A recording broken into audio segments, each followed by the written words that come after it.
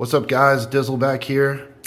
Dizzle in Motion here to give you a quick lesson on how to change out the battery in your Honda Key Fob. It's actually a pretty easy process. This is for the 2013 to the 2021, but even the newer and older ones, different models, it's going to have a similar style to it. This is for the Honda Accord.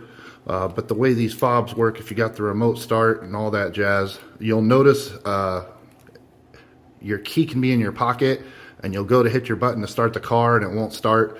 That's giving you an indication that your fob's starting to go out. So you should go ahead and change it before it goes bad, because then it becomes a pain in the butt. So I'll get right into it. We'll keep this video pretty short for you, to the point. You have this little tab right here.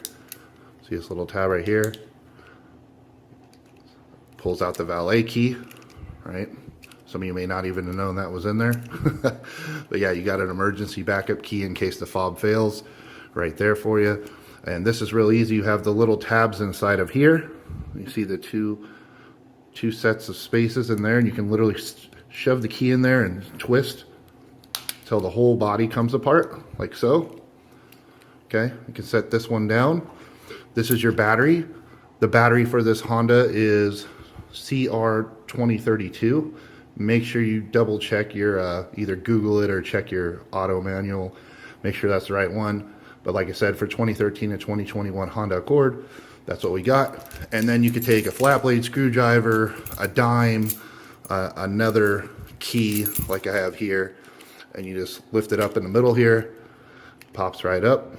Take your new battery, push it back in. You'll see that little red blink there. Now this little case here can come loose. See that?